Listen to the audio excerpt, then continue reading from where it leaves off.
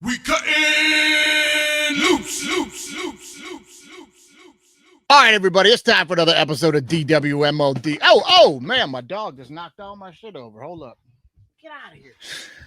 All right, everybody, it's time for another episode of DWMOD. We're heading into Thanksgiving weekend. We got a great guest on the show this week. We're going to get into it, fellow Detroiters. We're going to go hometown, hamtown on all the Detroit stuff. We got the Lions. We're going to talk a little bit of Pistons. We're going to jump on some of this ridiculous targeting stuff that's going on. We got everything happening, Louis. Let's get to the show, buddy. We cutting loose. Touchdown. College football is now B1G versus SEC. Down. If you ain't listening to All Right Bet with me and Andy St. Clair, you're throwing away money. Ready? All Lions fans drinking that Kool-Aid. Super Bowl. Hey, disagree with me or don't. That's how it works. All right, everybody. Hey, it's Thanksgiving weekend. We're heading into it, man. We got a lot of good games. This lineup this year on Thanksgiving Day is going to be really good. We got the Big 6 Picks coming. Andy St. Clair, of course, out of town. If you guys listen to All Right Bet, we put that up, man. We're crushing over there on All Right Bet, NCAA picks, NFL picks. We're handing them out to you guys like crazy. Andy's he will have his picks in as normal when he's not here. We've got some videos, right? But hey, let me bring the guest to the show right now. We got a great guest in the house. This guy's in some rare air comedy-wise as far as like Second City goes. Just because you're involved in Second City or perform at Second City, there's only a small handful of people that have gotten to perform on the main stage cast in Chicago. This guy's one of them for sure. Longtime host of a top 10 comedy horror podcast, My Neighbors Are Dead. You've seen him on TV in shows like Tim Robinson's I Think You Should Leave.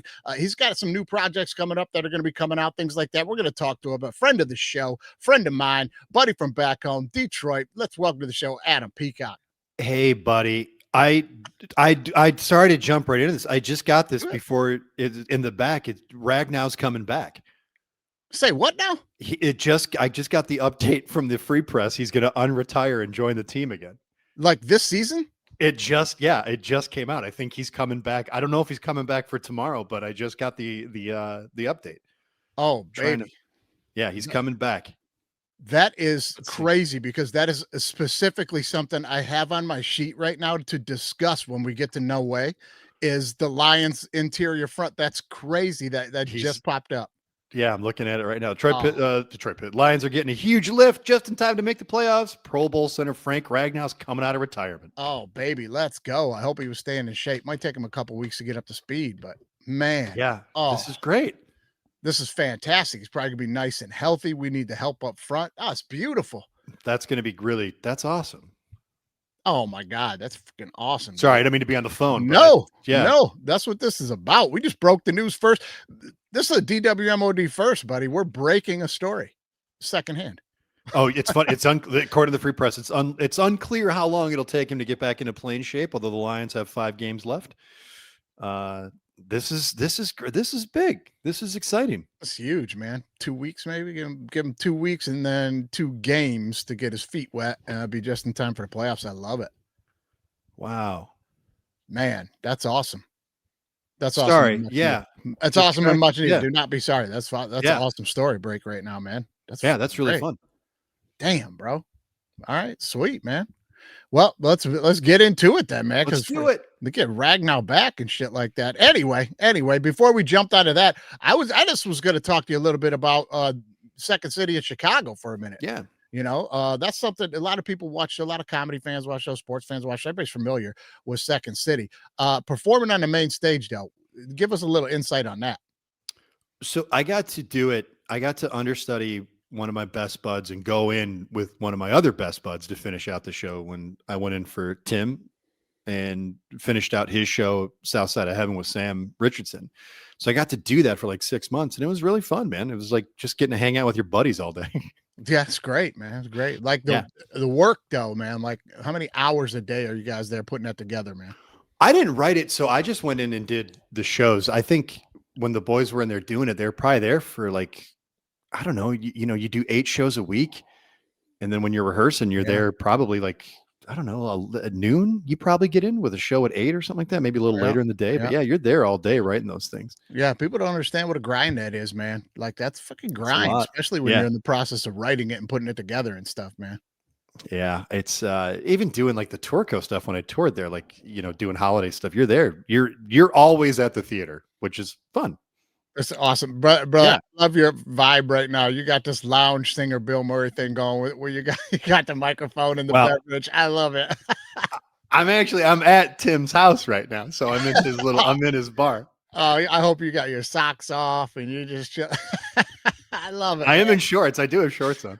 Oh, it's fucking awesome, dude. And no, it's fantastic. It's completely comfortable, man. I love it. I love it. Well, listen, Thanksgiving weekend coming up. Mhm. In Detroit, was always one of my favorites. Like, I used to work downtown Engine One on the fire department, and we'd hang out there, do the parade, get there early. The firehouse is wide open. So if any of you guys are going down for the parade, check out the parade and stuff. Head on Mount Calm, like 1 block off of Woodward is Engine One, and it is wide open on parade day to the public. So they'll have like hot cocos and like soup. Well, when I was there, we used to do it up. We'd have hot cocoa and soup, and anybody came through got donuts and stuff. And so if you head in there, We made that mistake one year. You were so kind when we went down to opening day and we oh made the baby, mistake of not buying tickets. We thought we would just be able to buy tickets down at the park. And yeah, no, you can't. no, And you were no. kind enough to let us party at the firehouse all day. Oh man, we just hung out. We more than once we did that too. Parked in It the was lot. really fun. A lot of fun, man. You used Just, to have that. what was it like drinking beers on the roof, watching people down on Oh the street? man, you could like that parking lot was right next door to Oh, the best. the firehouse. You just set up and tailgate there all day long, man, just drinking beers and it's great. It's And you great. guys were in the right, I mean, right by Second City, right across the street from Comerica and Ford Field. That place was great. Yeah, yeah, yeah. By the time I was down there, Second City was long out into Novi though, but still, Yeah. it was like City Theater or something by that time. But still, Behind the Fox. kick-ass spot down there, man. Yeah. Kick Go ass. down there. Say hi to those guys. Yeah, pop in there, say what's up. Tell them Mikey Wilson sent you and get a cup of Yeah. hot cocoa, baby.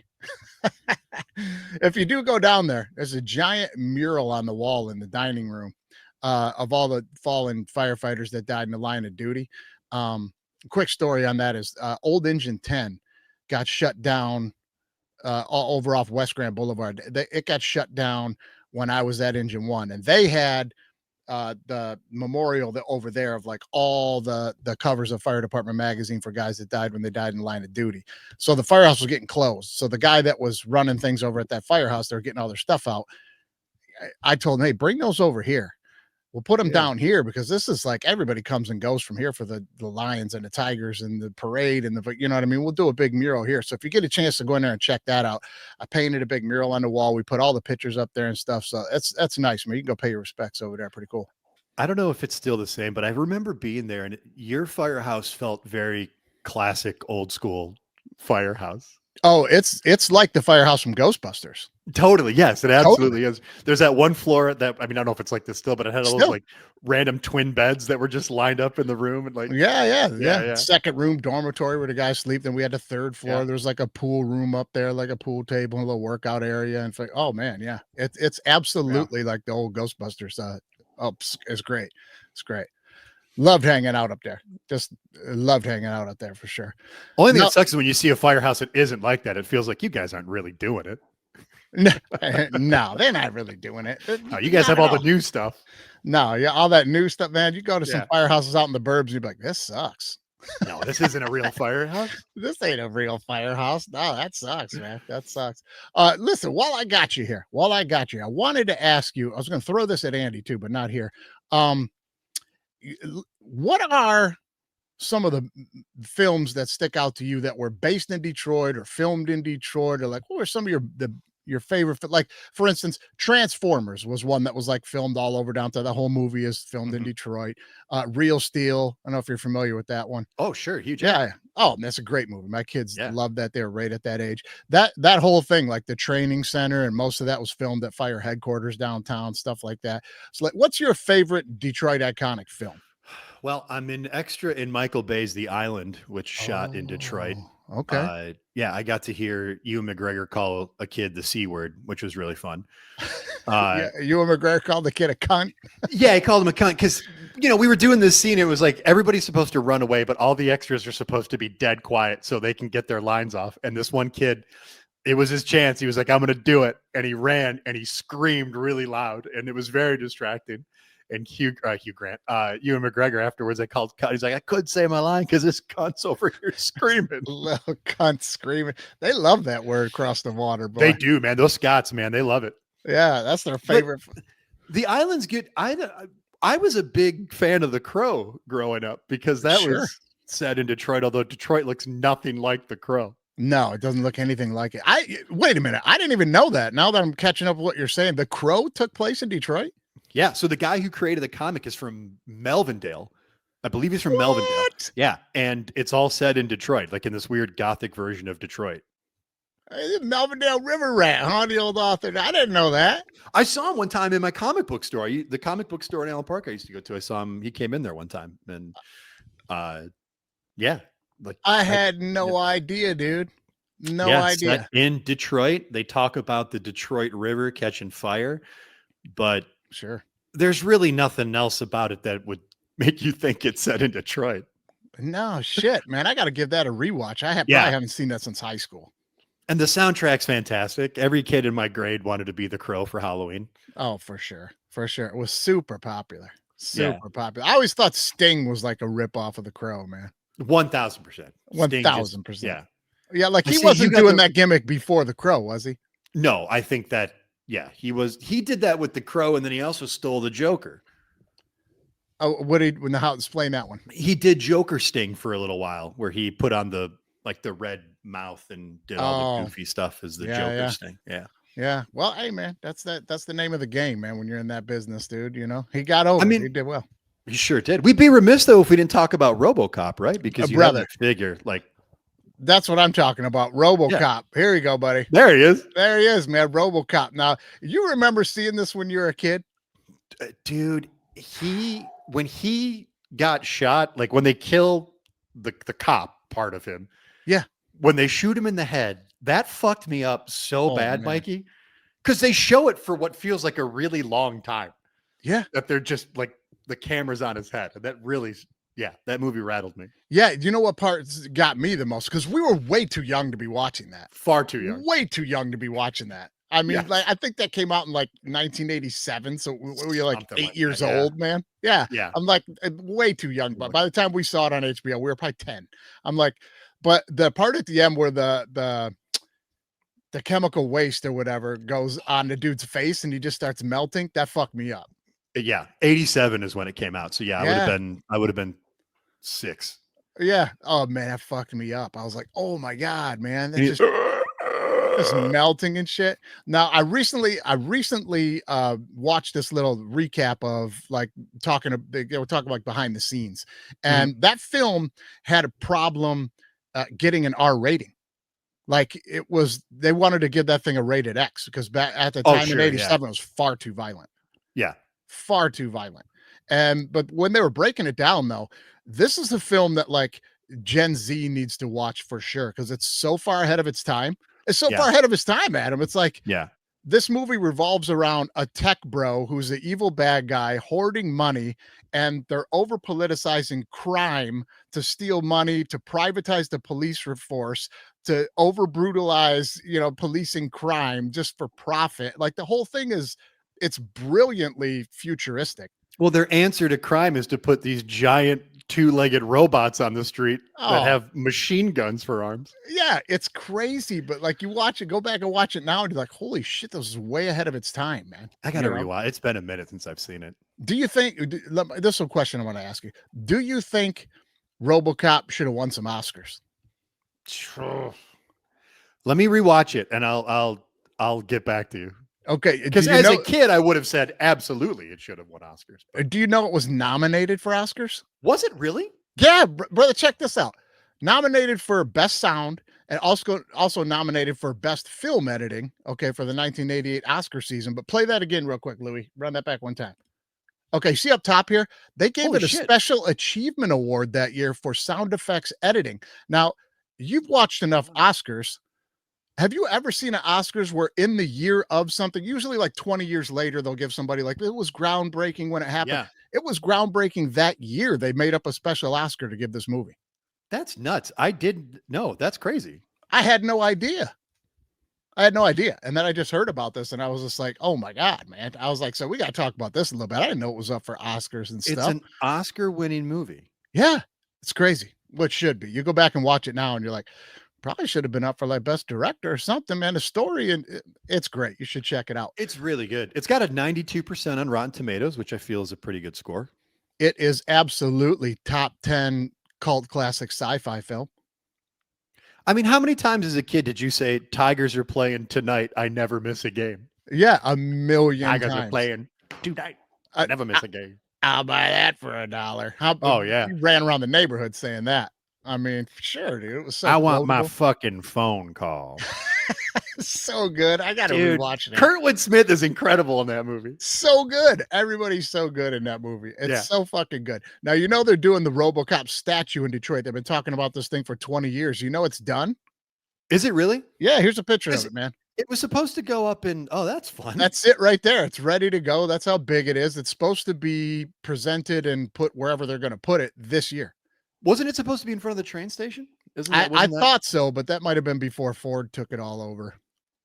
Yeah, they might not want a RoboCop statue down there. Unless they're going to put Ford on them. You know, I don't I don't know. That might have been, that would have been great if they'd have put it in front of the train station like before Ford did it all up. Then they would have had to keep it. Yeah.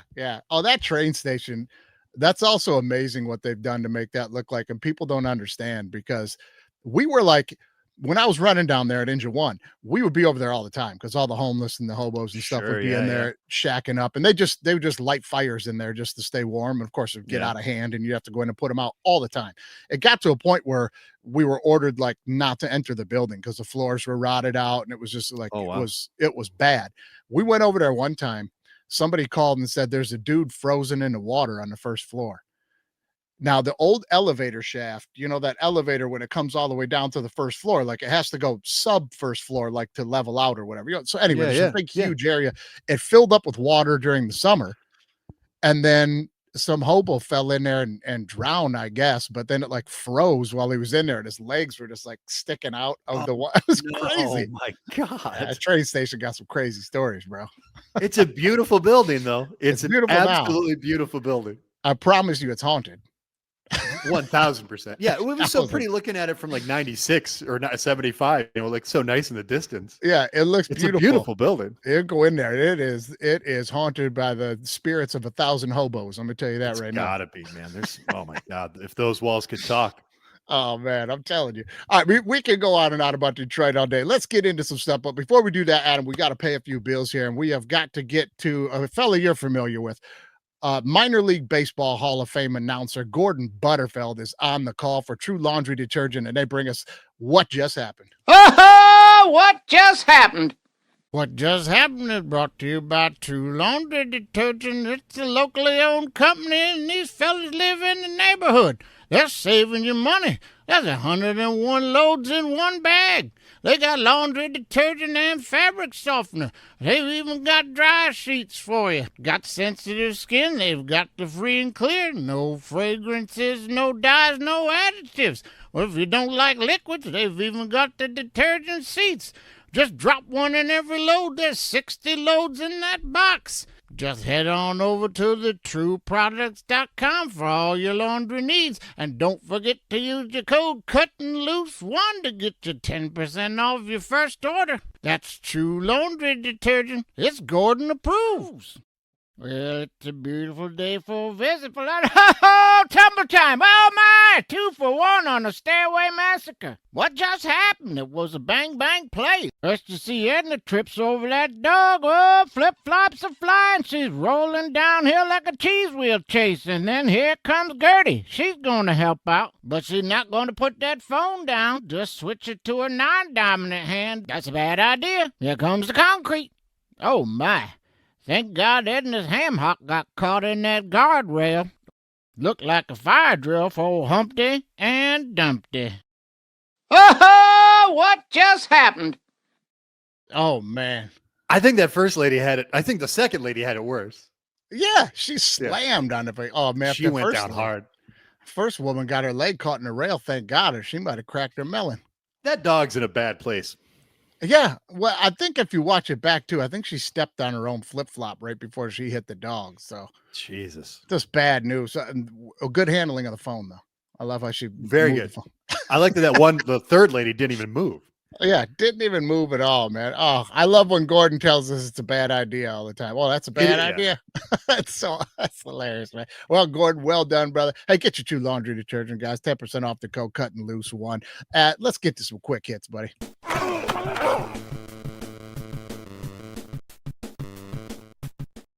All right, speaking of Thanksgiving, man, right time to be thankful, Adam, right? Be thankful for the people in your lives. Be thankful for the things that you have. Could be a lot worse. It could be a lot worse. My wife and I went down to the Fox Theater just this week here in Atlanta, and we saw like a Christmas Cirque du Soleil type of review, pretty cool. So when we left the theater, we wanted to get a picture with the Fox Theater and the sign and stuff behind us out on the street, right? So we saw this, this homeless lady across the street, was right near us, and we're going to get a picture taken. So we're like, oh yeah, she's like, you want me to take your picture of you guys? And I'm like, sure, we'll give her a few bucks to get some dinner and stuff. It's Thanksgiving time, man. Yeah, absolutely. Give her my phone, and she's going to take the picture. And you know how like when somebody's taking a picture of you, they take like a lot of them for you. People know to do that now, right? She keeps backing away a little further, taking like she's doing the phone. Like it seems like she's taking a lot of pictures. And I'm like, okay, that's like 30 pictures now. She's backing away, turning it sideways. She keeps backing away. And at this point, I'm like, lady, I'm from Detroit. There's enough of this. You know what I mean? Sure. I'm like, okay, that's all right. Let me have the phone. So I go over there to get the phone from her. How many pictures do you think that she had taken? How many steps did she take? Oh, probably at least 5 to 6 good steps backwards, moving I'm away. going to say in that time, she took about a dozen pictures. Oh, buddy, you are on the wrong side of figuring out what's happening here. Oh, no. She's trying to do something. I don't know if she's trying to get into my Cash app and send herself something, or if she's trying to take the phone. She's backing away and trying to get out of it, heading toward the corner. She took one picture of us regular like this. This is the one picture. Now, here comes a better picture, buddy. Here comes a better picture. When I catch on to what's going on, I'm like, all right, that's enough. I go over there. I'm like, all right, hey, thank you. I'll take the phone back. I got it. She accidentally takes a picture of me trying to take the phone back. That's me trying to that's a better picture. It's a better picture. And that picture's good. It's me reaching for the phone, like, we're done here. Let me have the phone. So, hey, be nice to some people, help them out, give them a few bucks for some dinner, man. But be careful. Some of them are still trying to. Your faces are both blurred in that first one because the rest of the picture seems fine, but your faces are all blurred out. It looks like some weird, like, haunted thing. I don't know what she was trying to do, but she took one picture. I was like, this is some kind of scam here, man. Well, I mean, the one of you trying to get it back made it all worth it. Oh, it's hilarious. One more time on that, Louis. There it goes. That is a good picture. Look at that. You guys both look so handsome. Oh, and it's got a fun story. So anyway, man, don't let that deter you, man. Help some people out. You never know what kind of spot they're in.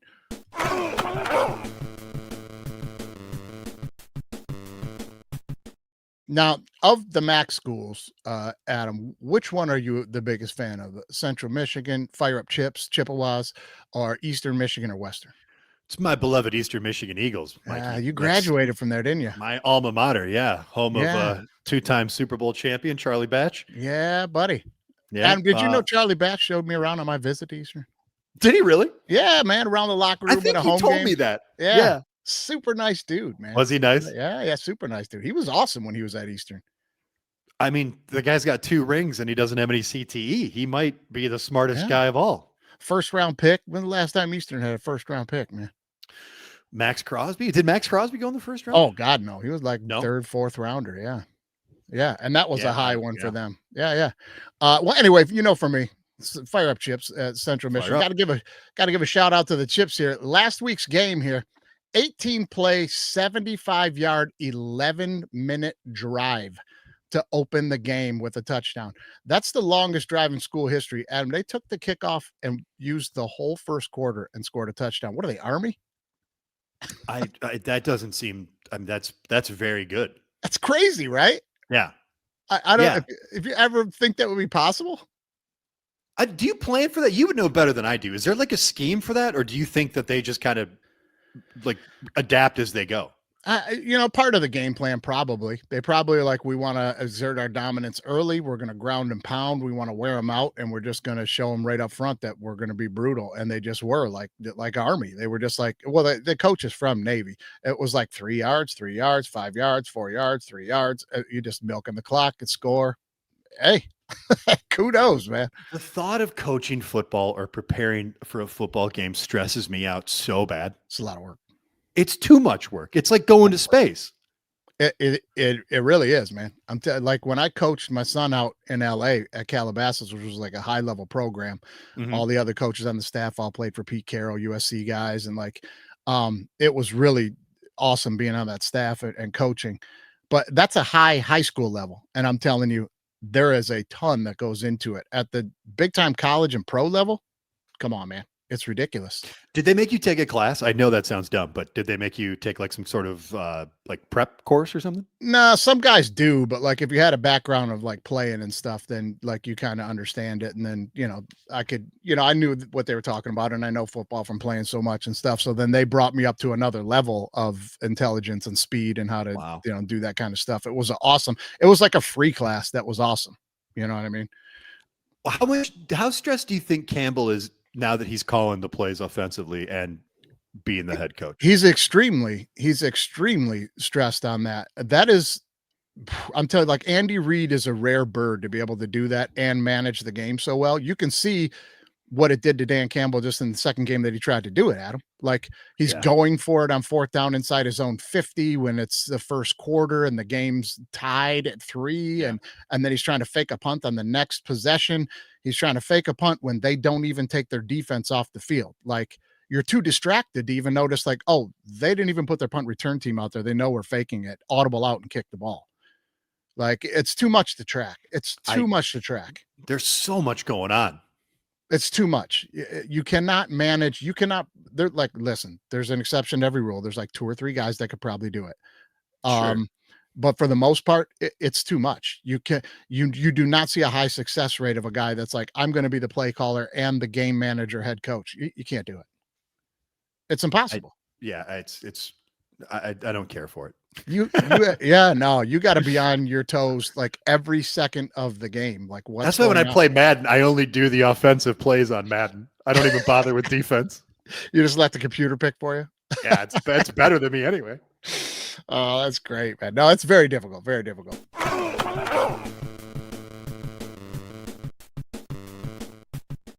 right, one more thing. I don't know if you're aware about this as far as the Detroit Lions this weekend, but Tesla, the wide receiver, and Hutchinson, both their former high schools are playing against each other in the state championship. Divine Child and UC Unity Christian, I think they're out of, I don't know what city they're out of, Hudsonville or something like that.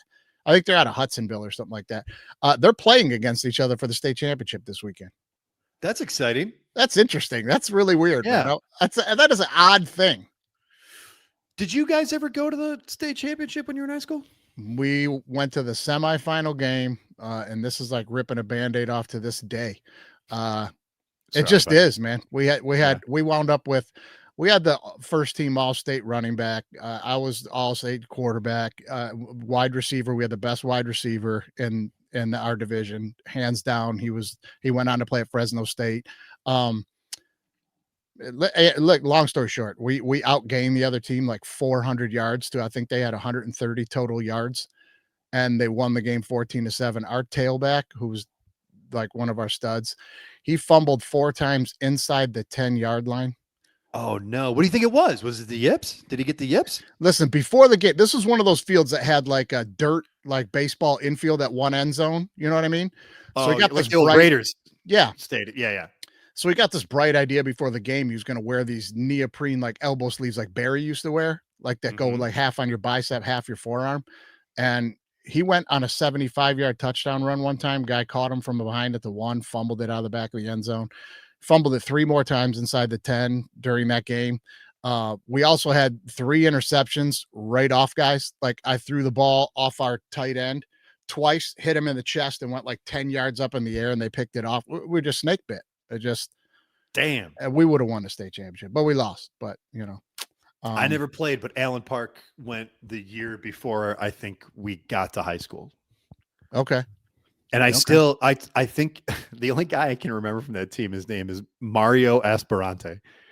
And he wouldn't know me. I probably wouldn't even recognize him if he walked in right now, but I still hold that name in like high regard. Like Mario Esperante. He was a wide receiver for Allen Park. Yeah.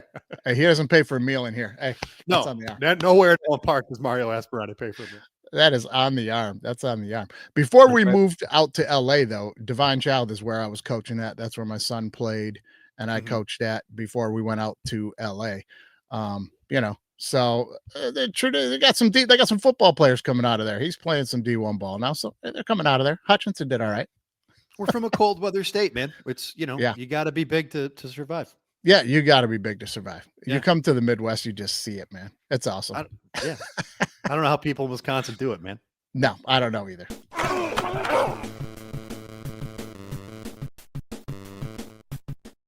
That brings us to the next segment. Adam, this is one of my favorite ones. It is inspired by a meltdown that Andy had on this very, very show, and it is called No Way. No way. There's no way. No way. Epic meltdown by Andy right there. I love that. That sounds so good. Oh, it's hilarious. It was awesome. It's great. Okay, let's jump into the Lions a little bit. Now, we just heard Frank Ragnow's coming back, which kind of brings me into what I was going to ask you guys right up top. What's the bigger problem for the Lions right now? Is it the interior offensive line or is it the interior defensive line? Well, as a guy who just confessed it's too stressful to even think about coaching football, I'm going to go ahead and say the defense, because that seems to be our biggest problem. It's a little bit of an issue. We're getting the ball ran down our throats, man. Our last 4 games here now, the Vikings outrushed us 142-65 when they had no business beating us, and they beat us at Ford Field. That loss is pretty bad right now. That's hovering. The very next week, the Eagles outrushed us 226-93.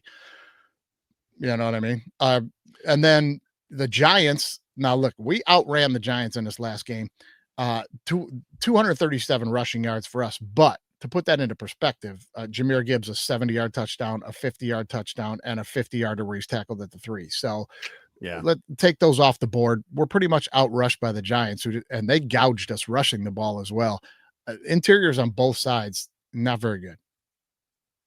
So what do you think? What do you think the fix is? Is it something that can be fixed? Do you think that the line, because I know people keep, like the thing I keep seeing pop up is that it's time to panic, that we weren't as good as everybody said we were, which I don't think that's necessarily true. But I don't think that, but I definitely think the interior offensive line on the front, like when I'm watching, that's what my coaching position was: offensive line, defensive line. I was a defensive end.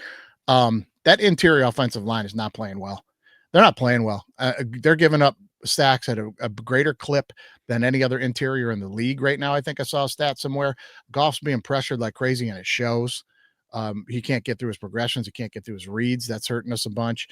Ragnow coming back would be huge, because then we could move Glasnow back over, because he's struggling at center. You just see these guys, like I'm watching during the game, and I see him doing stuff that like I would be upset at my high schoolers for doing. Like there's a play in the last game where Goff just gets destroyed on a little stunt up front. Guy loops around and he's coming through the opposite A gap, meaning like the other shoulder of the center. And Glasnow has turned his whole body and is running toward the guard to help chip him on the 3 technique, or whoever the stunt setup guy was. And it just opens the gap up huge, turns his whole back to the hole, and they come right through it. And I'm like, this is bad. This is like bad stuff, man.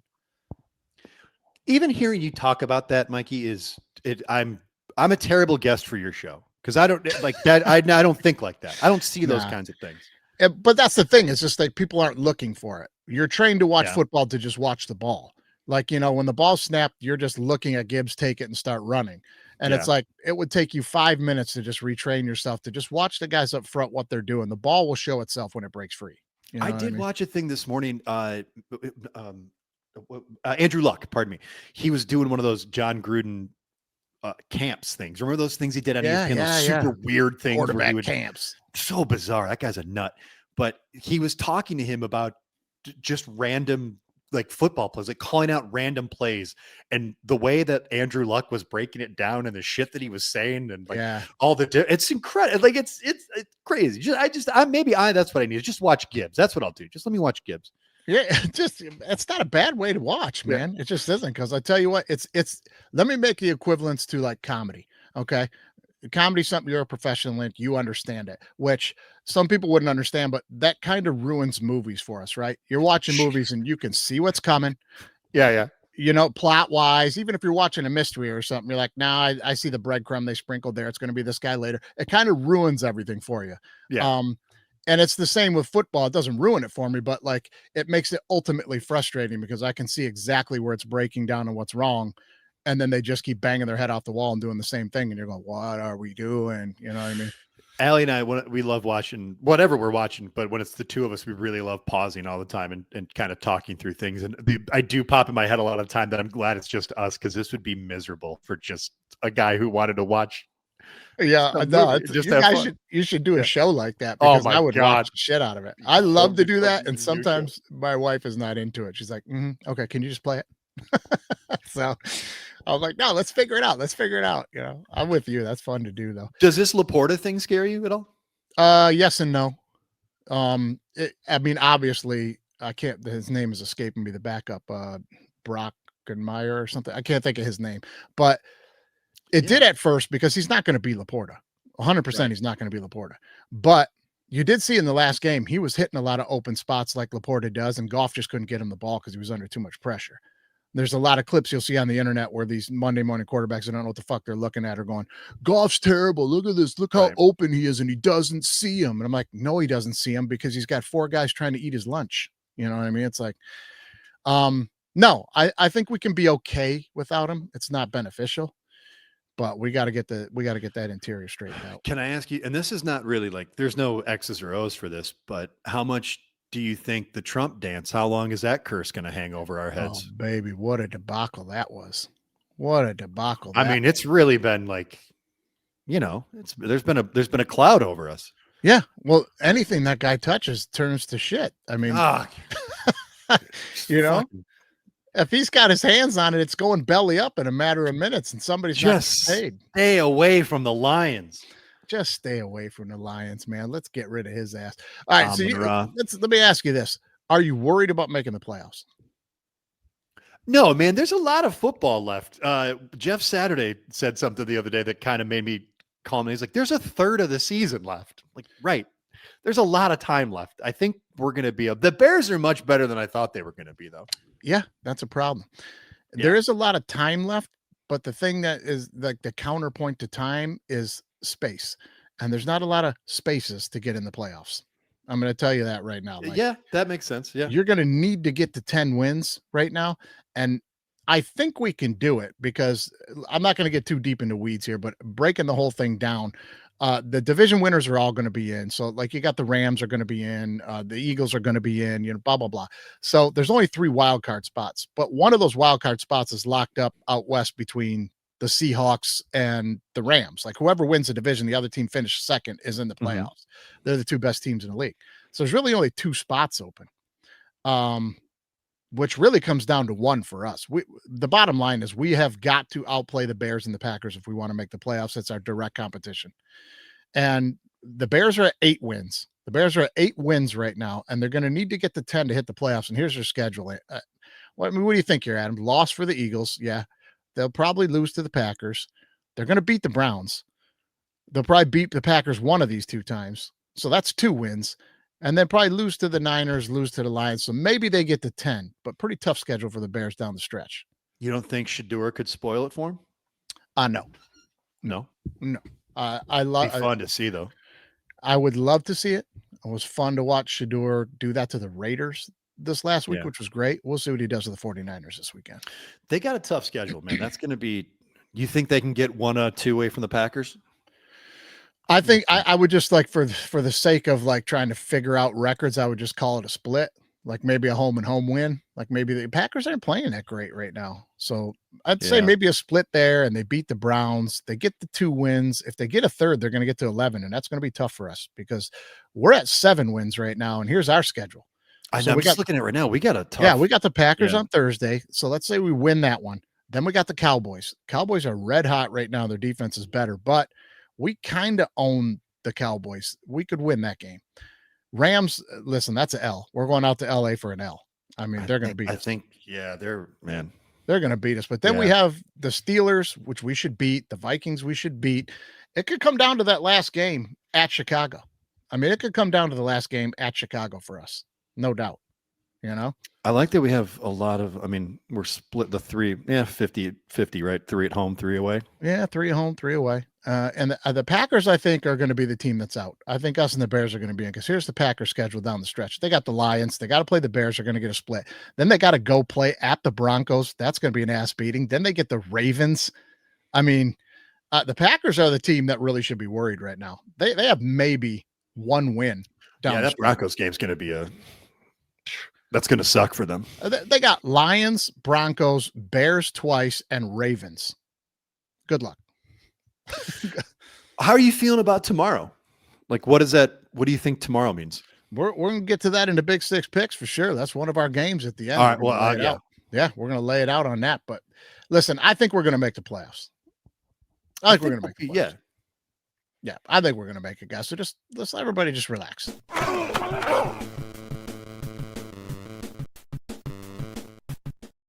Ragnow coming back. He'll be the same. I love the Tech Mobile. I've said it to you before. I love it so much. It's awesome. It's awesome. Let's talk a little Pistons, Betty. Let's get into it. Hey, longest winning streak in 20 years, 13-game winning streak. And that guy right there, Cade Cunningham, MVP. Maybe he can make a run for MVP. I mean, he's, if not this year, who knows what next year will be. Yeah, he's phenomenal right now. Like, he's averaging almost a triple-double right now, I think. 27 points. He's averaging, what has he got? 9.6 assists, 6 rebounds. I mean, yeah, he's 10 assists. Yeah, 28, 10, and 6. He's at. I mean, come on.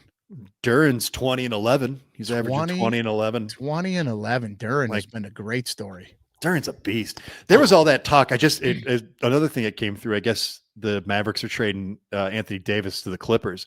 And there was all that talk about Anthony Davis coming to the Pistons, which I did not want. We don't need an old, broken down Anthony Davis. No, thank you. We don't need him to do what? To spell Duran? That's the guy he'd take minutes from. No. Yeah. No. Yeah. I like this team. We're the nasty dogs. Remember them nasty dogs? We're the nasty dogs. I love it, man. And like every true Piston team, this one has what a good Piston team has to have. You got to have your bruiser and your big fella that's tough and is a mismatch. And here it is, right? Lambeer and Mahorn, right? Mahorn, big tough guy. Lambeer was the mismatch that was a problem, and he was a fucking head case for everybody. Ben Wallace and Sheed, same thing. Ben Wallace doing the dirty work, playing the defense. Sheed, the mismatch, big tall dude. And right now we got Beef Stew and Duran. Ben looks weird with short hair. He does look weird with that short hair. He looked weird in that Bulls jersey too. I didn't forget. Did like that. I didn't forget. But we're seeking, like, what do we got? ESPN says our 14th straight win. We're talking about us. I don't like when they talk about us. I like when we're kind of under the radar, though. Same with the Lions. Yeah. I agree. Number one team in the NBA right now. What are we, 15-2 or something like that right now? 15. I think the only team we are behind 15-2 are the Thunder. Yeah. What are they? 16-1. They are 17-1. 17-1 played next. Yeah, we're the second best team in the NBA. Yeah, I mean, could we be the number one seed in the East? I mean, why not, man? Who would have thought that we'd be here 2 years ago? Yeah. I wish Andy was here right now so I could tell him I told you so, because we got into it during the offseason on an episode, and he was saying, make a deal, go get Giannis. The East is wide open, trade a bunch of guys, go get a big-time player. And I was like, no way. Keep this team just like it is. I'm really happy. Not really happy, but it's the not getting Wemby turned out to be okay. Sure. Because I thought for sure he was coming there, but we didn't get him.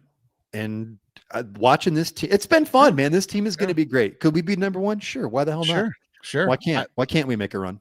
Yeah. I mean, I love how Duran's playing with Cade, but Wemby with Cade probably been pretty cool too. I'm looking at this right now, Mikey, and I think the next team in the East out of we're 15-2. The next team from the East are the Raptors at 13-5. And that's going to fall apart. And so Lakers, Nuggets, Rockets, and then us, or then I'm sorry, then the Raptors. So yeah, like, that's the West. it's all West Coast teams. Like the Yeah. top 5 teams are West Coast teams except us. Always. The East is wide open, baby. We got to Yeah. track this thing down. It's gonna be exciting, man. I'm looking forward to it. It's so fun when the Pistons are good, man. The NBA is just way more fun when the Pistons are good. It's so fun. Yeah, and I'm excited for this Boston game. I think we can beat Boston at home. Yeah. Oh man, Boston ain't no good right now. Tatum's out. No. We're gonna beat Boston's ass at home, baby. Can Boston win this game? Let me ask you that. No way. There's no way. No way. No way. There's no way. There's What no was that from? What is that soundbite? I from? don't What were we even talking remember what we were talking about, but I threw something at him that I really thought, and he was like, no way. No way. There's no way. So it was funny. I said, well, that's a drop. I'll have that ready for when we get to the picks, when I make my picks. I will. Okay, let's have a little fun here. I got a little game Louis put together here. It's called He Said, She'd Said. I'm going to give you some quotes. I'm going to give you some quotes, Adam, and you're going to have to tell me, all right, did She'd say it or did somebody else say it? And you can get a bonus point if you can tell me who said it. So, for instance, just as a demonstration here, if I were to say playoffs, practice, we're talking about practice. Is that a he said or she'd said? that's a he said. And who said it? That's Allen Iverson. Right. Then we would say, Right. bam, you're right. That's Allen Iverson, right? Okay, boom. Nice. And then if I were to say a ball don't lie, Sheed, baby. that's a she'd said. There we go. And Sheed. said. So you get it. You're up to speed on how we're doing this game here. Okay, let's start. Here's our first quote. Here's the first quote. I am not a role model. He said. He said who? Charles Barkley. Bam, brother. Yes. Boom, you got that one, man. All right. Nice. All right. Well done. Charles Barkley. He was notoriously like the first guy, like in the 90s, to be like, I'm not a role model, so quit coming at me. Played Godzilla. Yeah, it was great. Okay, man, you got that one right off the rip. All right, let's go number 2. A little too easy, maybe, Louis. Might be a little too easy for Peacock. I told you. Yeah, I'm getting confident. Here we go. Okay, number 2. I got ejected from the McDonald's All-Star game, but the fries were good. I mean, that's got to be Sheed, right? Sheed. Yes. She was ejected from the McDonald's All-American High School game his senior year. I could have seen that going to like maybe Garnett too. Or Iverson or something, maybe. Oh, yeah, Iverson could have got kicked. Yeah, one of those two guys. Sheed got booted from it. I love it. He's the king of technical fouls. Look, you're undefeated right now. Okay, here we go. Number 3. Age ain't nothing but a number. He said. Who said? R. Kelly. Oh no, it's got to be an NBA guy. It's got to be a. It's got to be. Yeah. No, you're right about that. He said that. He did say that. Oh, man. Aaliyah said that too. I think Shit, no. it's got to be an NBA guy. Age ain't nothing but a number. I'm gonna say he said. And I'm gonna say Vince Carter. No, you're right. It is a he said, but it was Karl Malone. Damn. Karl Malone, when talking about his 13-year-old girl he had a love child with when he was 18 years old. No, I'm kidding. That is a true story, Louis. That was not. Is that true? That's a very true story. It's a very true story about Karl Malone. He's a fisherman. When he was like 18 years old or something, he got some 12-year-old girl pregnant and denied it his whole life. It's a big deal, but they've since reconciled it. I'm just making a joke. They since reconciled. That was a famous quote of his heading into the NBA Finals against the Pistons when they were asked about their age and how bad they're going to beat the Pistons. And he said, age ain't nothing but a number. And we said, well, 4 is a number 2, and we got there first. So yeah. I could have said Al Horford too. Yeah, that's a good. Yeah. And they had Gary Payton. That team was too long in the tooth. We whipped their ass. Okay, so you got it. It was a he said, but you didn't get the bonus point on that one. All right. Okay, here we go. Number 4. A shooter takes shots. A shotter makes shots. Sheed. That's Sheed. Yeah, of course that's Sheed. That's a Sheed. A shotter. I mean, I would love to be a shotter. Make shots. Yeah, it's hilarious. That's hilarious. Okay, and here we go. This is a very famous one. Both teams played hard. Both teams played hard, buddy. Damn it. Both teams played hard. That's a he said, and that's Bill Lambier. Oh, buddy, you missed this one. This is Sheed. This is shit. Yeah. I don't know if a lot of people are familiar with this, but I thought they were. This is the original press conference that inspired Marshawn Lynch to be like, I'm just here so I don't get fined. I'm just here so I don't get fined. This You know was a what? press Yeah. conference for the Blazers and the Rockets after a close game. A lot of controversial calls down the stretch. I think Rockets won the game, and Sheed had already gotten fined for something he said the day before at a press conference after a game, and then he got fined for not showing up to a press conference. So he showed up to this one and answered every question by saying both teams played hard. Damn it. I'm thinking of that Lambeer interview. I think it's from the Bad Boys documentary when they're asking him, like, what happened? They won. What did they do different? They won. Yeah, right. That's the one I'm thinking of. Same type of thing. Same type of thing. Sheeds is better, though. Yeah, but of course Sheed invented that. He's hilarious, man. He's hilarious. No way. There's no way. No way. I'm saying that there's no way you got so many of them damn things. You got to come up with some tougher ones, Louis. Some tougher ones than that, man. All right, let's jump into our last segment here before we get to the Big Six picks and knock it off. All right, everyone. Time to do me a favor and knock it off. Okay, buddy. It is knock it off with the great Jamie Moyer. Targeting. The targeting, buddy. Are you tired of it? Are you as sick of it as I am? Just don't do it. Just stop doing it. Just stop doing it. NFL, figure out how you're going to call it. This is just like PI and the process of a catch. And like, they have a rule that they have no consistency on how it's called. It's like Brian Branch last game. That was bullshit. So what is the rule? Like, how does it, you have to is it when you leave your feet? Is that what it is? Like, or how does that work? There's a couple of aspects to it. But the biggest one to me is they say the crown of the helmet as opposed to the helmet, or did you launch yourself, or, did you launch yourself? But an offensive player can launch himself going for a first down, but let's not get into that, but the big one to me is the defenseless receiver shit. Like this last week with Brian Branch, when they were like, oh, defenseless receiver, and he hit him too hard, and there was some helmet contact. And I'm like, now, first of all, he dislodged the ball from the guy as soon as he caught it. He did what he's supposed to do. Right. You know what I mean? Like, how if the rule is that's a defenseless receiver, Adam, then what am I supposed to do as a defender if he's got his back to me and he's catching the ball? I have to stop playing until he can catch the ball, turn around and see me? See, this is where my ignorance is going to come in, because I was always under the impression of once you have the ball, it's your fair game. Fair game. Yeah. And then they called Branch on that one. I guess technically they were calling him for the helmet to helmet action. Now, here's where I have a big problem, and you tell me if this makes sense, okay? I understand we can't be drilling people helmet to helmet, but these guys are playing really, really fast. Really, really fast. Now, if an offensive player occupies a territory on the field, he occupies a space, meaning he's in that space, standing stationary. He occupies the space already and has the ball and is trying to do something, and you come flying into his space and hit him in the helmet. Fine. Sure. That's targeting. We don't want that. I think that's what makes it really easy to call.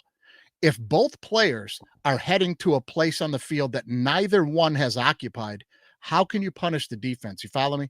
Like if a guy's running and diving for the pylon or diving for a first down, he is diving head first with the ball. And if I'm flying over there and trying to stop him from doing it, and I fly in there head first and we collide, I'm getting a penalty. Well, I feel like at some point you can't control your body anymore, right? At that speed, there is so often where a guy just changes direction at the last second and leans forward to try to get a first down and puts his helmet in the way of the defender who's already on his way, and they're going to call that penalty. It feels like it goes in line with that roughing the passer shit. Oh, where that seems so arbitrary, and I got to throw my charger on here. Yeah, do it. That seems very arbitrary, and there's no 100%. consistency with that either. It's 100%. There's none. There was a sack the other week where a guy come in full speed and smashed into dude and did a little bear hug and then let go of him and let him fall. And they called him for colliding helmets and roughing the passer and stuff. And he's like, bro, I flat out stopped. I stopped and let him fall. What do you want me to do? You know what I mean? But I think it's cut and dry with the targeting thing. And I've been pushing this for a while now. Just make the rule very simple that if neither player occupied the space where the collision happened, you cannot have a foul. You cannot have a foul. They're both trying to gain access to that space. You cannot penalize the defense. And it's ridiculous. It's ridiculous to me, man. It seems very limiting for what people can do. Yeah, it's bullshit. You're Brian Branch and you're running around playing full speed trying to separate guys from the ball, and you got to constantly stop playing football? Yeah. No. Come on, man. All right, everyone. Time to do me a favor and knock it off. Offense already gets every goddamn advantage in the game already. For Christ's sakes, give us something on the defensive side of the ball. Here's a quick video example of it right here. Quarterback taken off, becomes a running back, ducks down. There was the helmet to helmet. But Savage did indeed duck his head, but is Tuitt responsible for not keeping an eye on him? I think the other thing you have to consider there is I'd be surprised if this is held up. No, he's going for it. That looked like the defensive player was going to make a responsible hit. Yeah. That's looked like what he was trying to do. Yeah, dude was ejected. That's bananas. Run that clip back one more time. Quarterback taken off, becomes a running Okay, back, so this ducks isn't the best down. shot here. There was the Because helmet they're to both hit, helmet. but the quarterback ducks into But him. Savage did But more indeed duck importantly, his to head, my but point here, is Adam, Tuitt is this. responsible for not That's the first keeping down an eye on marker. him? I think the other thing you have to consider there is I'd be surprised if this is held up. That is the first down marker. He is trying to gain the first down and leaning and diving head first, and I'm trying to stop him, and I'm not only going to get a penalty and they're getting the first down, I'm getting ejected. But isn't that am I wrong on that? That is a responsible football hit. He's like hitting him with his shoulder, right? Isn't that what you're supposed to do? It was a completely clean hit, but they don't know how they're calling it. So from now on, and I'm sure they're told this in the meetings because everybody likes to think these referees are morons. They're not. They're intelligent dudes. They do what they're told to do in the meetings. Right. And they're getting told in the meetings, if it looks violent and heads are shaking and they've hit, throw the flag. We're not tolerating it. That's a bad. I don't know that that's a good idea. It's terrible. It's That seems terrible. like a bad idea. Well, it leads to more points, and they love that. It Gotta leads keep to the game more excited, points. man. Between this and the PI, it's become a part of offenses now. It's in your strategy now to just throw a balloon ball and try to draw a foul. What are we playing, basketball now? Well, isn't that? I mean, not to go back to like the conspiracy theory against the Lions, but what happened to Rocky Ya-Sin at the end of the Philly game? Yeah, with that defensive pass interference, that was insane. Garbage. That seemed like a clean football play. Like they Both were of just those mixing guys, it up. You're 100% right. Both those guys were hand fighting, which had been let go all game, which should be let go. Nobody's grabbing or holding. They're just hand fighting. Right. And then the receiver for the Eagles? I can't remember who it was. I think it was AJ, wasn't it? It was Brown. I think it was. Yeah. He pushed off clearly. He did. clearly pushed off. Yeah. To me, in that situation of the game, I wish these referees would just swallow the whistle, man. Like, I'm not calling that. It better be egregious or I'm not calling it. It sucks to have a whole game. I mean, I don't know if we would have won that game, but it sucks. We would have got the ball back. Get the chance to try to win that game. I mean, we're one of the most potent offenses in the league. Now, you could argue we weren't having a great day that day, but we only needed one drive and we had a chance for it. All you need is one touchdown, man. Yeah, it was bullshit, man. All right, everyone. Time to do me a favor and knock it off. All right, buddy, before we get to the big six picks right here, we got to hit the ULM report. It's talons up, baby. It's the ULM report. We're bringing you up to speed what's going on with the ULM Warhawks. Okay, last week we lost. We lost to Texas State. Not as bad as everybody thought we were going to. Texas State didn't cover. We put up a good game. We were in it in the first half, but they were too much for us. They beat us. 7 straight losses for us. Not good. Not good. Not going to get to a bowl game, but we do have a chance to save the season this weekend. Adam, we have a chance to save the season this weekend. Tell us about it, Mikey. It is the Michigan-Ohio State matchup of the Sun Belt, baby. ULM and ULL. That's Louisiana Lafayette, the Raging Cajuns. This is the big rivalry game, okay? Rivalry game this weekend. We're taking on Louisiana Lafayette, the Raging Cajuns, and the spread is 9.5 over under at 40.5. So Raging Cajuns, a 10-point favorite here, but they only have 5 wins on the season. If they win this game, they're bowl eligible. So ULM with a big chance in the rivalry game to spoil their bowl bid and knock them off. That could save the season, right? Let's spoil it. Yeah. Right. I mean, you and I were talking earlier. I heard the Raging Cajuns have like an adult coming in and pretending to be a kid and playing on their team. They got like a 27-year-old. That's absurd. It's Cheaters. absurd. They're probably going to cheat. They probably are going to cheat this weekend. It's a disrespectful play to the game. It's disrespectful to the game in every single way. Somebody should put together a board or a committee to research this thing. Raging Cajuns. Listen, man, let's spoil their season. Come on. Let's go. ULM, talons up. Let's end the season on a high note and spoil it. Let's go Warhawks. Now, here's the stat for us right here. There are 82 spots for bowl teams, right? So there's only 72 teams that are bowl eligible right now. So that means there are 10 more bowl spots amongst these 20-something teams, and there's Louisiana right there. There's Louisiana right there. Let's knock them off the list. Knock them off the list. Let's get a little more love for Rutgers maybe this season, huh? Let's get those sweet New Jersey boys up there. Get them a bowl game. Let's see if we get the Jersey boys in a bowl game. Yeah, Rutgers, man. Yeah, let's get them out there, man. They get the Four Seasons out there at halftime or some shit. All right, buddy. That's going to take us to the Big Six Picks. And the Big Six Picks are brought to you by the official beer choice of the DWMOD podcast. That's Old English 800. It's the Big Six Picks every week of the season. Here we go. Now, Adam, I have to ask you, when you're tailgating, what's your beverage of choice? It used to be Miller Lite, but now it's probably just water. I hear you.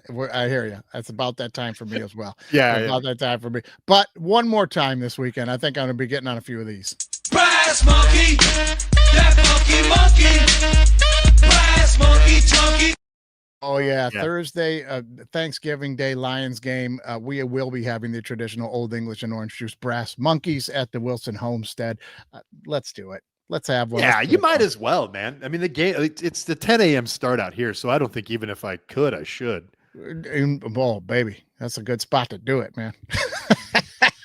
That's a good spot to do it. It does feel more like a college game than it does. Okay. It does feel more like a college game, does it? Yeah, all right. Well, hey, last week in the Big Six Picks, Andy and I took on Chat, GTP, GPT, whatever. We took on the AI. We took on the machines for the games. I don't know if you caught any of this, but Louis pumped in the stuff to the AI. It came out the predictions, and he had it tagged to specific robots, famous robots actually giving us the call. I don't know if you saw any of these, but I will play a few for you because I know you're a fan of like 80s, 90s cartoons. We had Megatron gave us a pick. You idiots think the Ducks are scared of the Trojans. Oh, the Ducks own the Trojans in Eugene. The Ducks always finish games strong in the second half like Penn State and Iowa. You fools. The Trojan defense will blow it at some point and the Ducks will pull away for a touchdown late. It'll be Oregon 34, USC 24. Give me the Ducks and the under. Ducks rule the universe. Megatron making an appearance, giving us an AI pick there.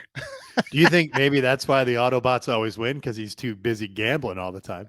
Oh man, I love that. That's a great bit. We should. Optimus Prime doesn't gamble. That's why he's able to formulate plans. I think you just made up a new segment for us. We should have Megatron come in and give us a pick every week on All Right Bet. Half drunk Megatron. Oh, poor guy.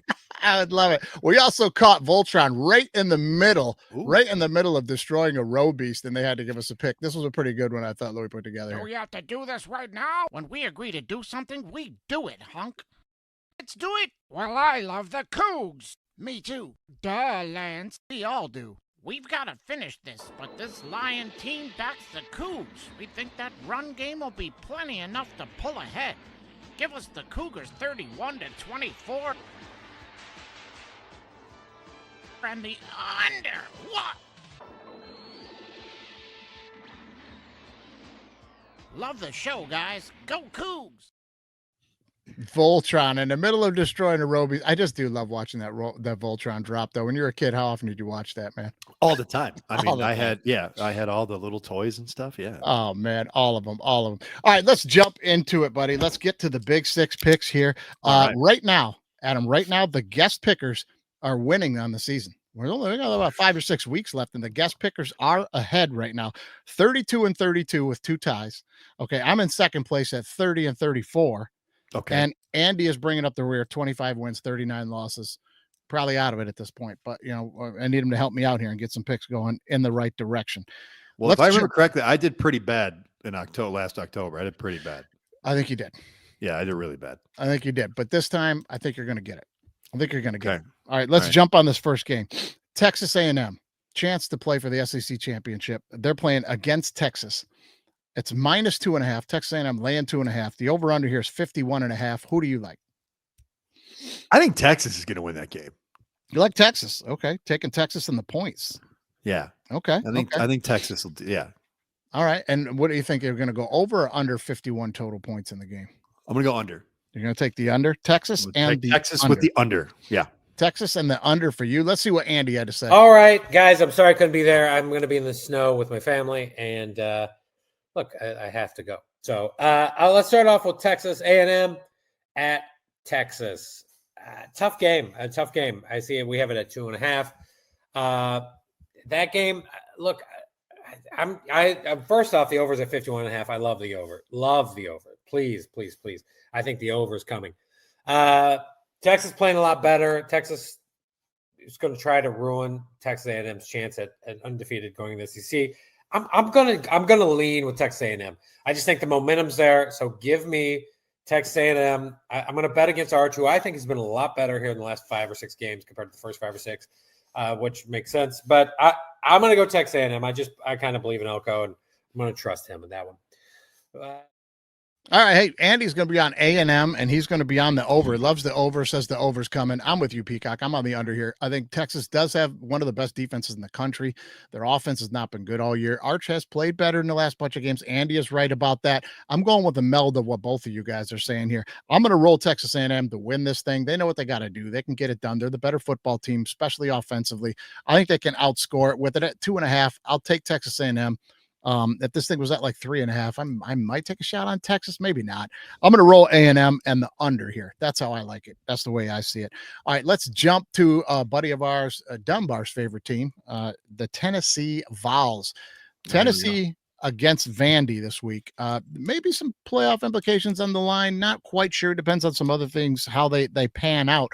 But let's see what Andy thinks about this. We know Andy hates Tennessee. Vandy +3 at Tennessee, 65.5. Look, as we know, we talked about it a little bit. Tennessee is now down to 2.5. We have it at 3 for the contest. So it tells me money's coming in on Vandy. But look, I don't like Tennessee. I don't. I'm not a big fan of the coach. I'm not a big fan of this team. But I do like Tennessee here in this spot. I take him at 2.5. I take him at -3. And 65.5 is just a truckload of points for Vandy, who plays at one of the slowest paces in college football. So give me the under, give me Tennessee. All right, Andy going to be on the under, going to take Tennessee. I also am on Tennessee. They score like crazy. Vandy likes to try to slow things down, but score a lot of points. They're an odd team. They're a good football team. But listen, on the road at Tennessee, Tennessee's offense is going to be too much for them. I'm going to take Tennessee laying the 3 points, and I'm going to be on the over here. I think a lot of scoring. What do you think, bud? Jay Cutler went to Vanderbilt, right? He did. Yeah, I'm going to say Tennessee. I'm going to take Tennessee. And you're going with the over? You said the over? I'm going to take the over. I think a lot of points here. And what's the over? What is it again? 65.5. Oh shit! I didn't even give that to Texas. That's a lot. You know what? I'll take Tennessee in the under. You're gonna be on Tennessee and the under. Yeah. You're right about Jay Cutler, man. That used to be one of my favorite jokes. Is I used to say that I wish Jay Cutler was a vampire so he could be the quarterback for the Bears forever. Because I hate the Bears. He was bad. He was bad. Left the NFC Championship game with a sprained knee and wouldn't come back. A sprained knee. I mean, though, that must have hurt. Stop. Stop. Must have hurt. There's stories of dudes playing in the Super Bowl with a broken leg on the defensive line. Stop. I'm like, come on, man. They have working hospitals in the back. You could get some kind of drugs. You ain't kidding me. I'd have been like, give me every fucking needle. That is pretty fucking crazy. What a pussy. What a pussy. All right, let's jump on the final game in college football here. This is the big one. And it's at the big house this year. Ohio State laying 10 points to the University of Michigan. The over-under here is 45.5. What do you think, buddy? I'm going Michigan, and I'm going the over. Oh, Michigan and the over. Okay. Hey, making it hometown call. I like it. Let's see what Andy had to say about this one. Andy. Ohio State -10 at Michigan, 44.5. First off, over 44.5. I think this game's going to land somewhere in the 50s, 60s. So I love the over here. Love. I hate taking a road team double digits like that. I hate it. I can't stand it. I do think the hate. I think the Michigan fan base and the media, more than the fan base, has really beat the drum about how Michigan just owns Ohio State, and which they have fairly. I'm going to take Ohio State -10, and I'm going to take the over. Love the over. So Okay, he's going to be on Ohio State and the over here. I got to tell you, I'm a homer. I want Michigan to win this game. I really want Michigan to win this game, and I'll be rooting my ass off for Michigan. That and the fact that I'm behind 2 games in this contest right now, I'm just going to take what looks like the better football team right now. I think Ohio State is a 10-point favorite for a reason. I'm going to be on the Buckeyes to win this thing. And I'm also going to be on the over. I think there's going to be some points scored in this thing. I would love nothing more than Michigan to spoil it and win this. But it's a lot like what we thought last year, right? Remember, we thought last year, Ohio State, they won the national championship, had the best team in Ohio State history. A lot of people saying one of the best teams in the history of college football. We're supposed to beat, I think they were 27.5-point favorites last year or something like that. And we beat them in Columbus. So Michigan's only got to win 1 game. And it's right. And I would like it to have as many examples of me rooting against Ohio on record as possible. Yeah, well, you're not wrong. You're not wrong. But I'm going to take Ohio State, and I'm going to take the over in this game. And here's another reason why, just to defend myself. Okay, just to defend myself. Sure. I only get to use my juju on one major rivalry game this weekend, and I need that upset, baby. I need ULM. I need ULM. You got bigger stake in that game, yeah. I gotta have ULM to win that thing. I hear man. you. I gotta have to win it. But that does bring us to some thoughts that I had on this game that I'm a little bit tired of. I'm a little bit tired of Ohio State. Let's get to it. Okay, it's time for your Ohio State crybabies to stop crying. Oh, and it started early this year. Week 1 of the NFL season, former Ohio State Buckeye Heisman Trophy winner Troy Smith took to Twitter, letting J.J. McCarthy have it in his first ever NFL start, saying, "Oh, it's not so easy when you don't know all the plays, is it, J.J.?" I mean, let's not even talk about the fact that J.J. McCarthy led a fourth quarter comeback and final drive to beat the Bears in that game. That's not the point here. The point here is enough crying about the signal stealing. Okay, we're tired of hearing about it, and it just makes it really obvious how much you don't know about football. You could ask any pundit on TV that played a little bit of football, so this eliminates you, Paul Feinbaum, and they'll tell you everybody is scouting and scouring and looking at everyone else's signals and sign calling and poster boards they're putting up for the plays. It's out there everywhere. Everyone has access to it. It's on TV every single weekend. There's endless amounts of tape of this stuff. So we're tired of listening to Ohio State fans say, "Yeah, but Michigan was watching it in person and in the stadiums," as if that's somehow different than what's on the film. It doesn't matter. Again, you sound dumb and desperate. All the other teams had access to your signs and signals, but it didn't seem to help them out as much, did it? Because they can't purchase the level of players that you can purchase, but Michigan can. So it was either arrogance or ignorance as to why Ryan Day didn't bother to change them all. So quit blaming everybody else. You sound just like that wife that blames her husband's drinking buddies for the fact that he's hammered all the time. It was on the news for weeks that Michigan was dialing in on everybody's signs and signals, and you didn't even bother to change yours at all? That's on you. That's lazy, stupid, and arrogant. So what did you do to right this wrong? You went out and bought the best team that money can buy. You spent $36 million and you won a national title. Great. That's the way it works now. But you couldn't quit crying about the fact that Michigan also won a national title because they gave a kid a cheeseburger during COVID. Get over it. Quit crying. My God, you won a national title last year. Congratulations. Go get yourself one of those commemorative balls and display it on your mantle so you can be reminded every time you look at it that a 6-win Michigan team with no sign stealers walked into Columbus with the worst offense the Wolverines have had since 1963 and beat your greatest $36 million national championship team. Or maybe you don't want to do that. I get it. That's why there's a lot of them still available at like 50% off. Who wants that on their mantle? Maybe it's time to admit that Ryan Day is Cooper 2.0 and he's just got more money. Quit being babies and blaming it on everyone else. By the way, Ohio State has more NCAA violations than Michigan or any other Division I football program over the last 20 years. They're the only team being discussed here that had to vacate wins for violations.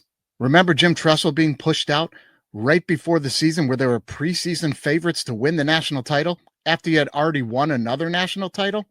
And Terrell Pryor had to quit the team to separate himself from it? I don't remember this level of crying over any of that. And it's the crybaby whining that's not like about officiating or unfair this or that. It's a level of crybabiness for shit like this. Portnoy being banned from entering the Horseshoe because he's a Michigan fan and donor. What? This is my personal favorite. The University of Ohio State serves a brewery in Ann Arbor, Michigan with a cease and desist from serving this, a beer called Buckeye Tears that shows crying fans in red jerseys on the can. Really? Cease and desist from serving that drink in your town where your university is? Fucking crybaby shit everyone's tired of. You're like the loudest, shittiest, whiniest crybaby kid ever that nobody wants to be around. I almost hope you just win the game this year so you can shut the fuck up. Almost. Not really. Almost, but not really. But if you do win the game this year, finally, after 6 years, just know this. You're still stuck with Ryan Day. And this is probably one of my favorite pictures that my brother ever took.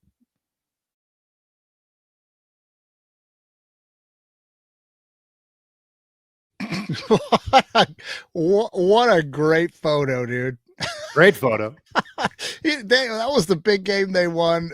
And then he got down on the field, and that Buckeye guy that's at every game's in the front row. I don't know how he got in a position to get the scoreboard in there and slip that guy off. Oh, my God. Fucking fantastic photo, man. I was a little heated, a little hot. I'm tired of it. I'm tired of crying. I didn't know about the cease and desist thing for the beers. Oh, fucking cry, baby. Come on, man.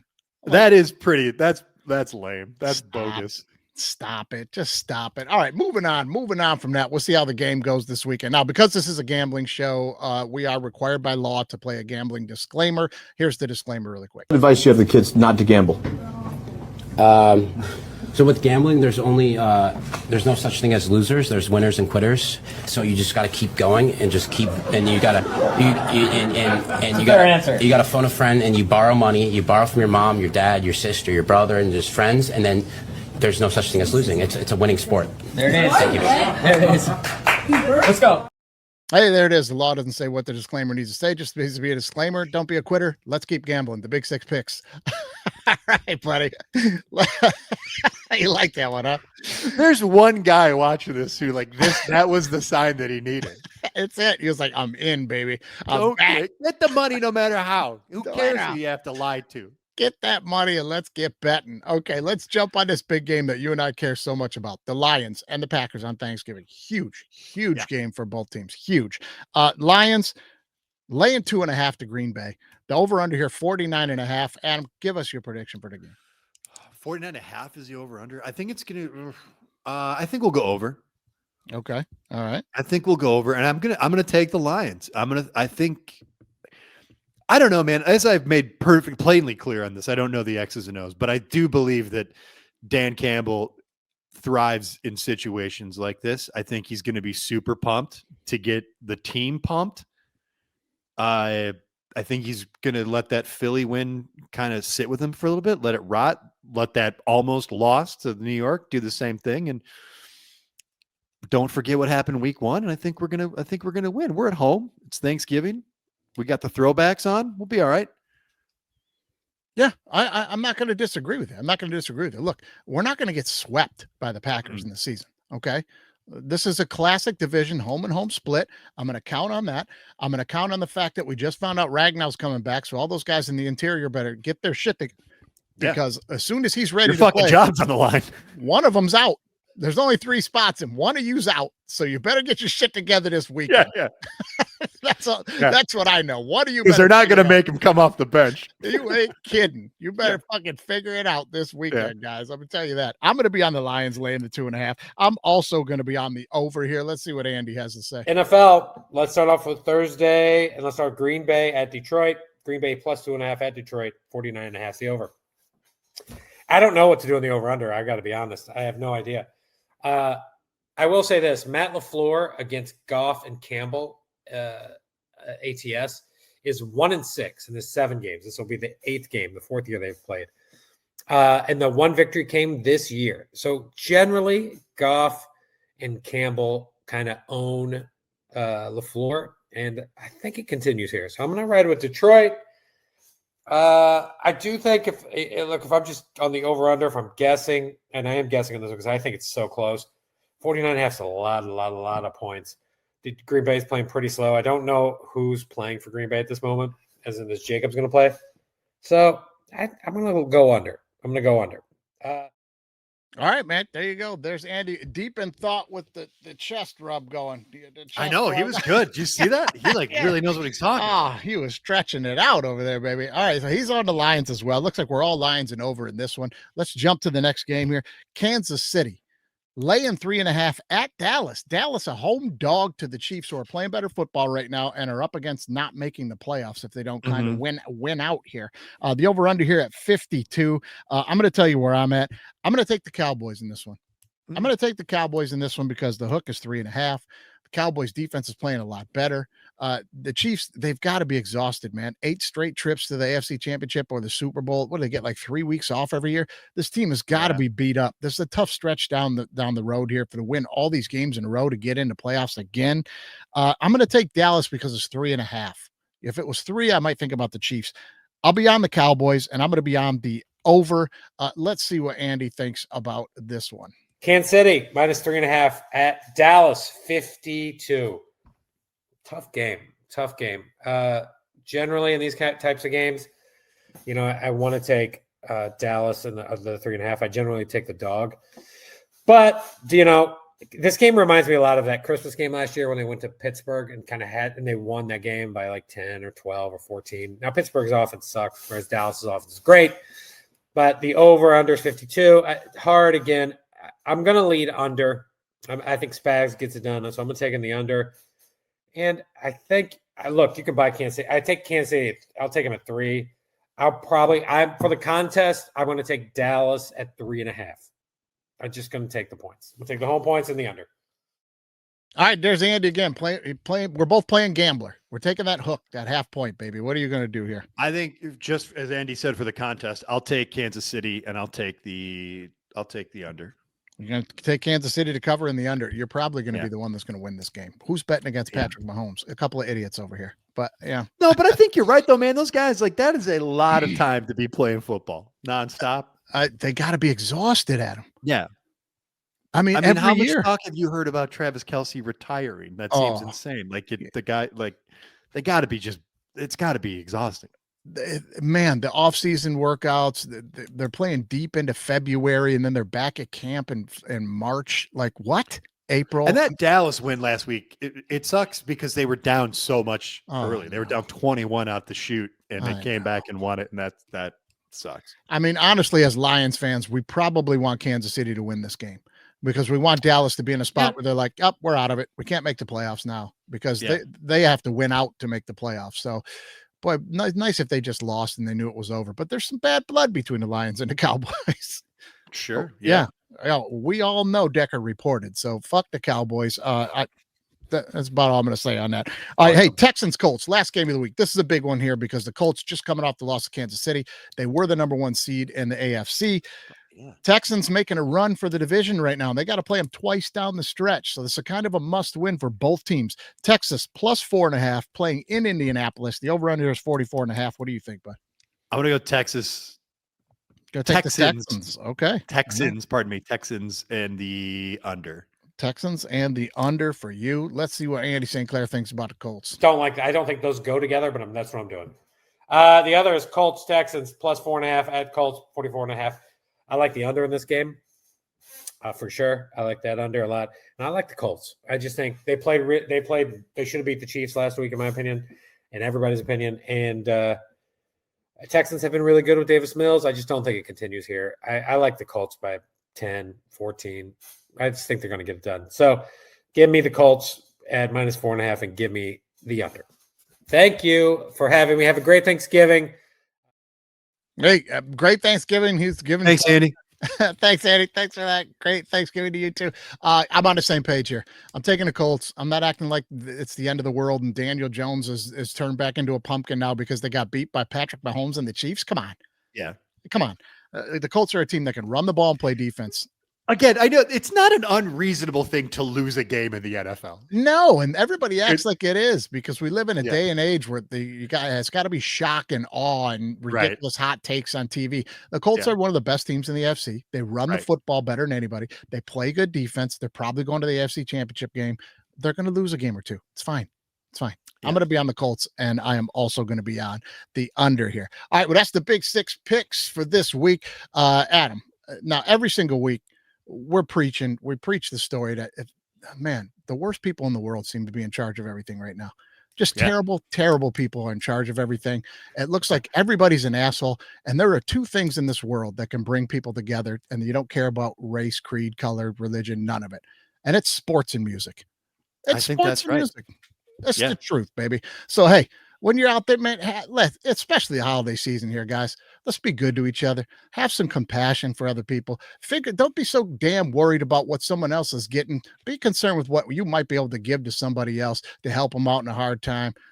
Let's be good to each other. And it's sports for the win, man. Lift each other up. You'll listen to this crowd as Jack Hoffman, a young man that, as I mentioned, has really been adopted by this football team, just scored a touchdown.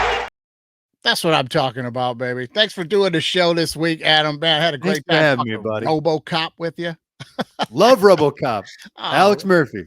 RoboCop, the greatest, and you kicked ass at He Said, She'd Said, man.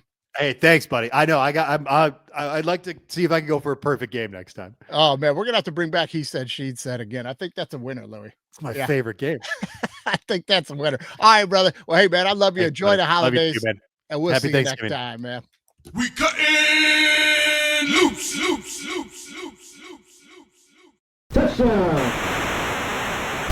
College football is now B1G versus SEC. Down! Hook! If you ain't listening to All Right Bet with me and Andy St. Clair, you're throwing away money. Ready? Oh, Lions fans drinking that Kool-Aid. Super Bowl. Hey, disagree with me or don't. That's how it works. Just for the record, buddy, I'm sure you were curious, but I did beat the AI computer last week. Oh, did you? That's great. Yeah. We tied, but I won on the over-under. So, boom. Computers ain't got nothing on us. Computers ain't got nothing on us. We cutting loops.